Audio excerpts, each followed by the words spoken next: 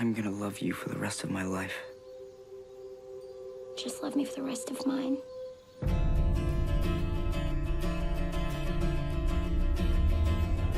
Everyone in town always took me for an outsider.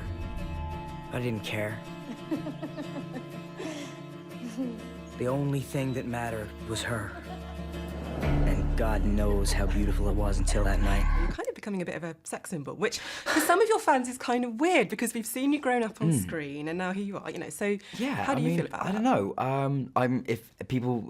If anyone sees me that way, I'm delighted. That's awesome. Around the time of What If, the rom-com coming out, a lot of people were saying, you know, you're a really unconventional romantic lead. And so eventually I got bored of hearing that and I kind of picked someone up on it. So I was like, what about me is unconventional? Just exactly, like, tell me.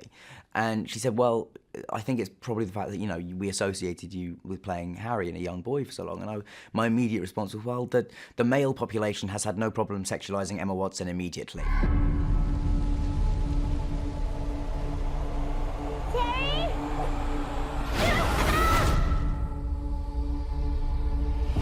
What does it feel like to be accused of murder? You should ask God to save your soul, I should ask the devil to punish whoever killed her. If something gets frustrating, it's the fact that people seem to think that everything I'm doing is a comment on Harry Potter, which it's not. And it doesn't always need to be equated to that, but because that's the narrative of my life, that's what people link it into all the time.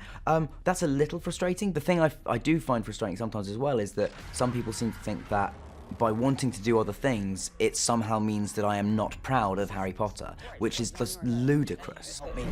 Everyone in this town is going crazy. I think it's because of me and these horns. You killed that innocent girl. Now the devil has claimed you.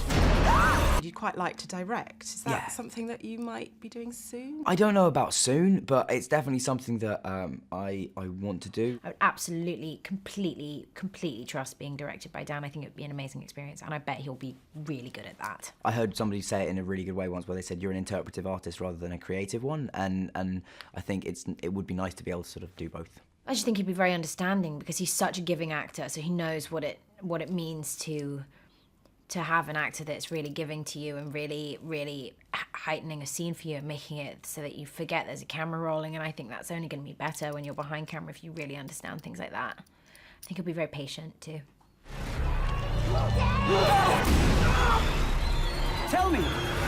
Tell me everything that happened.